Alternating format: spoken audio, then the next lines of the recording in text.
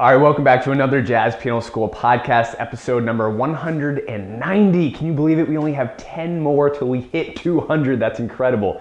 My name is Brendan Lowe. I am the creator and founder of Jazz Piano School. I hope you guys are all staying safe and doing well. Now, you may have noticed I haven't been doing too many podcast episodes myself lately. My amazing Jazz Piano School staff of educators have been helping me out.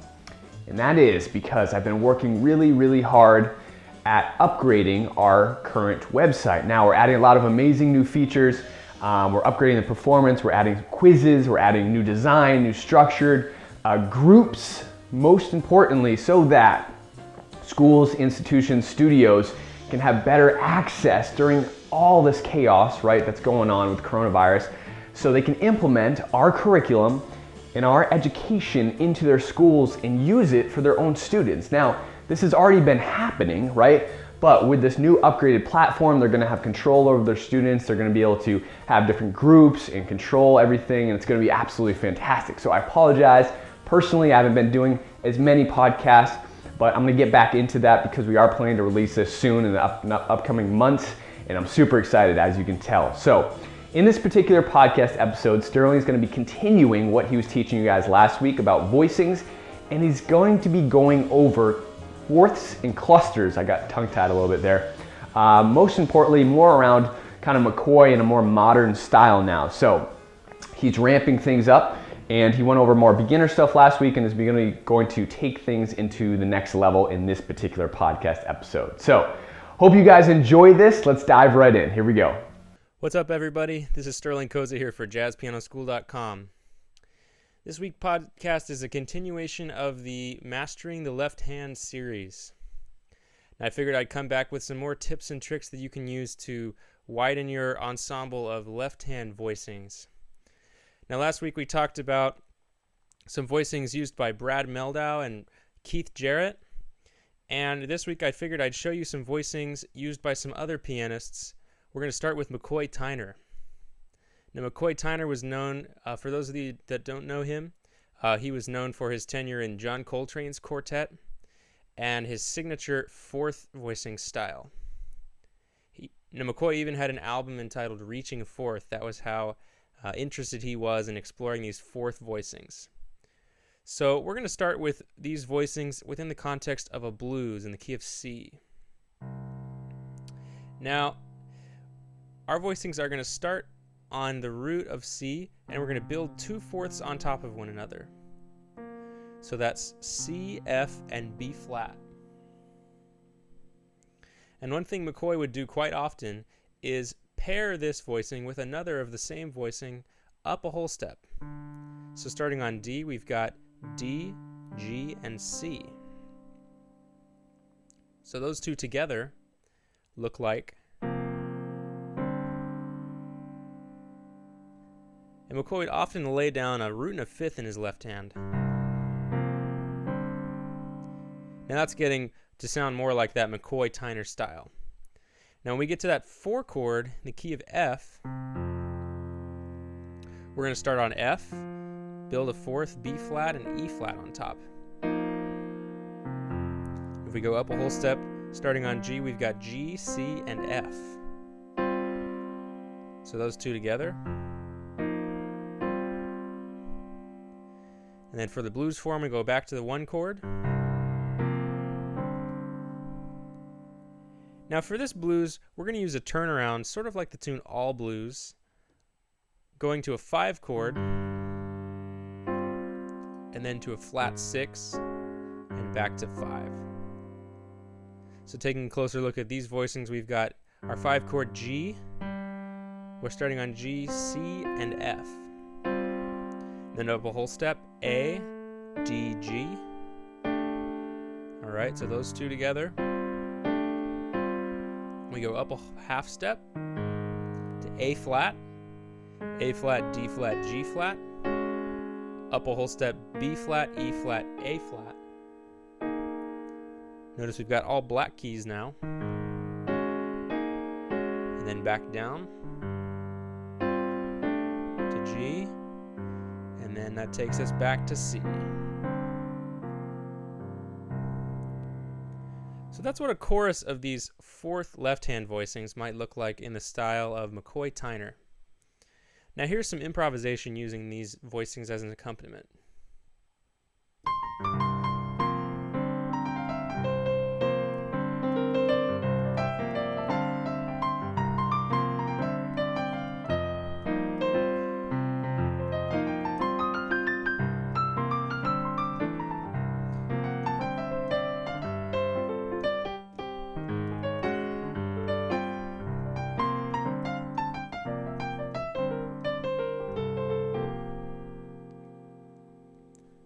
All right, so you might notice that I was using some pentatonic vocabulary in that right hand improvisation.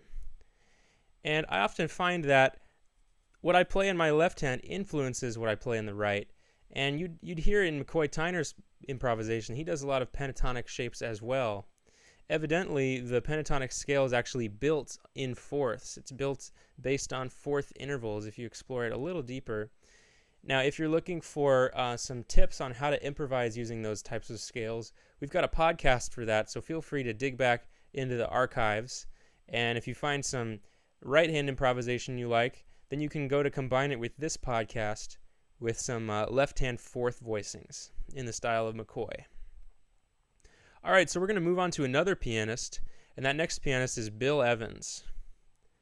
Now, Bill Evans liked to use a type of cluster voicings in his left hand. You can hear this approach on the album Kind of Blue. And so this voicing is going to look like this. This might sound familiar off of that Kind of Blue record. Also, other common records like Portrait in Jazz. Bill Evans definitely likes this voicing, especially over minor chords. But for now, we've got it over a blues. And just as in our fourth voicing, we omitted the third. You'll notice this fourth voicing doesn't include any third in it in the key of C. This voicing that Bill Evans uses also omits the third. If we look a little more closely, we've got the 13, the 7, and the 9. In the key of C, that's A, B flat, and D. Now, just as we paired those two voicings in the fourths category a whole step apart, we can move this voicing up a whole step. That would become the major 7, root, and third of C, also known as B, C, and E natural. Now those two together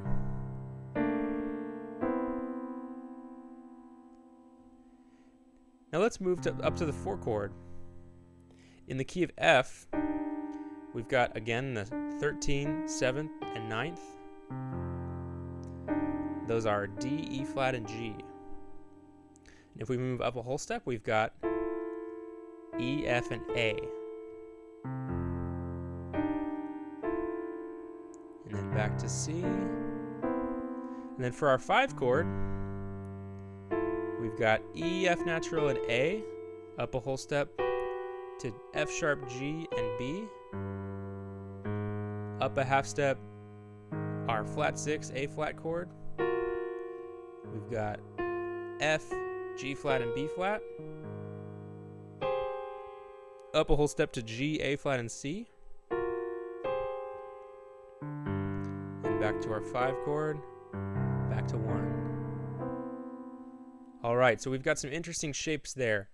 If you want to follow along with these voicings, feel free to check out the podcast practice materials where we've got all of the voicings in detail notated for your convenience, and might be a little easier to follow along.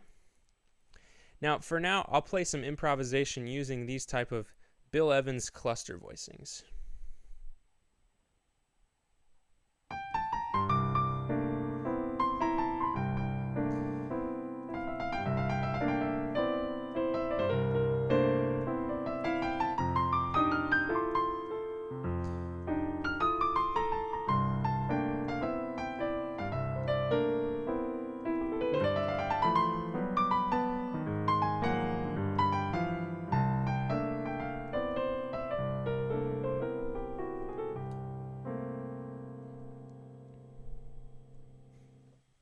I find that when I'm playing those cluster voicings, I definitely take a different approach more of a modal sort of impressionist approach than kind of the harder pentatonic approach of the fourth voicings.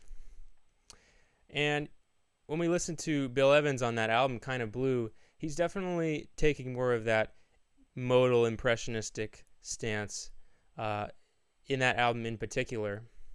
And again, it's just an example of how our left-hand voicings can influence what we play in the right and vice versa. So I'd like to leave you guys with one more strategy of ways that you can come up with some more creative voicings using these structures. We talked about fourth voicings a whole step apart and cluster voicings alternating between those same whole step interval. But you can also translate these voicings through a mode. Now, if we're in C major blues with a flat 7, we can use Mixolydian. All that is major with a flat 7. And if we keep going with these shapes, we got another fourth voicing. That's an interesting one. And then back. So these fourth voicings can come in handy. You can also find some interesting shapes like this one, a fourth and a tritone on top, and this one, a tritone with a fourth on top, also known as sort of a C13 shape. But it can be fun to translate these through the key. What if we wanted some minor shapes? We could use a Dorian mode. That's the same thing but with a minor third. This is a 13th shape, but this time in a minor mode. And these fourth voicings here, McCoy would use these pretty frequently if he was playing a minor blues.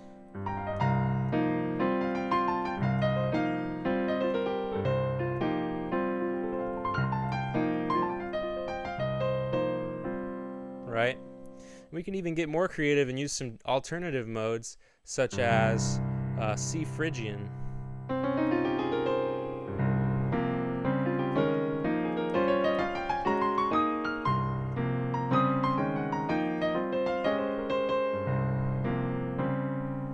Those can be fun to explore in your left hand and then throw some right hand lines on top.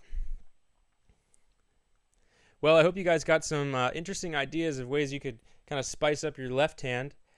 We looked at some pianists such as McCoy Tyner and Bill Evans using fourths and clusters in today's podcast. And as always, if you have any questions or comments, feel free to leave them down below. And we're always open to suggestions of new ideas for podcasts that we can make if you have any sort of requests. So feel free to throw those out. All right, well, thanks for joining us this time, and we'll see you next week. All right, well, I hope you guys enjoyed that. Like I said before, we're going to be reopening enrollment to the public with our upgrades and new features in a couple of months. All right, so just be aware, be checking your email for that. If you haven't done so already, go ahead and subscribe to our YouTube channel. We release a new podcast episode like the one you just saw every single Wednesday and a new lick of the week every single Monday.